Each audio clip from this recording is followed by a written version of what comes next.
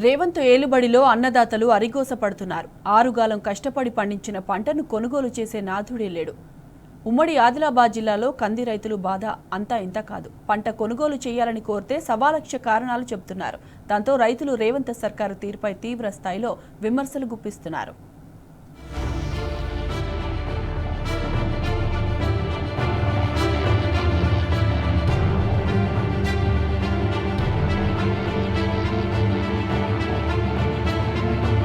కాంగ్రెస్ సర్కార్ ఇచ్చిన ఏ ఒక్క హామీ నెరవేర్చలేదు. రైతు భరోసా లేదు, రేపు మాపు అని అబద్ధాలు చెబుతున్నారు. దాంతో అన్నదాతలు తీవ్ర ఆగ్రహం వ్యక్తం చేస్తున్నారు. పండిన పంటను కొనుగోలు చేసేందుకు మెలికలు పెడుతున్నారు. ఉమ్మడి ఆదిలాబాద్ జిల్లాలో కంది పంట పండింది. ఎకరాకు 10 క్వింటాల వరకు పంట పండగా కేవలం 3.5 క్వింటాల్లే కొంటామని రేవంత్ సర్కారు కొర్రీలు పెడుతోంది. ఈ సీజన్లో కంది పంట దిగుబడి 3.84 లక్షల క్వింటాలు అంచనా వేశారు. తక్కువ కొనుగోలు చేస్తామని చెప్పడంతో ఏం చేయాలో పాలుపోక అన్నదాత ఆందోళన చెందుతున్నాడు.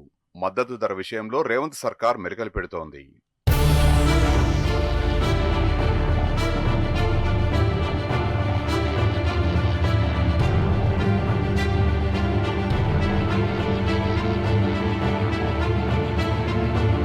కంది పంట విషయంలో ఆదిలాబాద్ రైతులు ఖరీఫ్ సీజన్లో ఇబ్బంది పడ్డారు.